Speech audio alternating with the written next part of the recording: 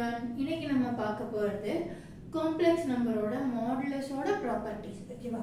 So complex number z ன்னு represent பண்ணுவோம். அதோட மாடுலஸ்னா z modulus.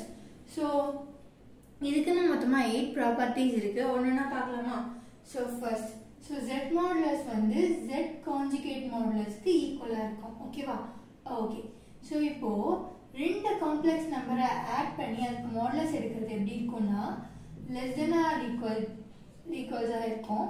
z1 plus z2 தனித்தனியா மாடுலஸ் எடுக்கிறதுக்கு. see இங்க வந்து ரெண்டையும் ஆட் பண்ணிட்டு மாடுலஸ் எடுக்கிறோம். ஸோ இந்த வேல்யூ வந்து z1 z2 ரெண்டையும் செப்பரேட்டா மாடுலஸ் எடுத்து அதை ஆட் பண்றதுக்கு லெஸ் தென் தான் இருக்கும். ஸோ அதே இது z1 minus z2 அப்படின்னு பார்த்தோம் அப்படின்னா z1 மாடுலஸ் எடுத்து மைனஸ் z2 மாடுலஸ் பண்ணிட்டு அந்த ஆன்சரையும் மோட் பண்ணிட்டோம்னா இந்த வேல்யூ z1 minus z2 மாடுலஸோட லெஸ் தென் ஆயிடும். ஸோ அடுத்து என்னன்னா z1 z2. ஸோ இவங்க ரெண்டு பேரையும் மல்டிப்ளை பண்றோம், பண்ணிட்டு மாடுலஸ் எடுக்கிறோம். ஸோ இந்த வேல்யூ எதுக்கு ஈக்குவலா இருக்கும்னா z1 செப்பரேட்டா மாடுலஸ் எடுத்து z2 செப்பரேட்டா மாடுலஸ் எடுத்து மல்டிப்ளை பண்றதுக்கு ஈக்குவலா இருக்கும்.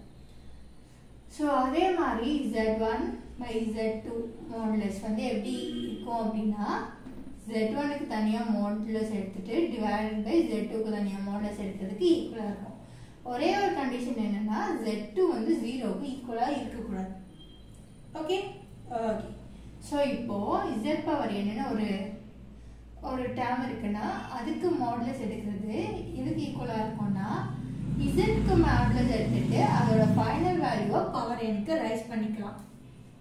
see இப்போ ரியல் பார்ட் ஆஃப் z மட்டும் எடுத்தோம் அப்படின்னா அது வந்து less than or equal to modulus z தான் இருக்கும்.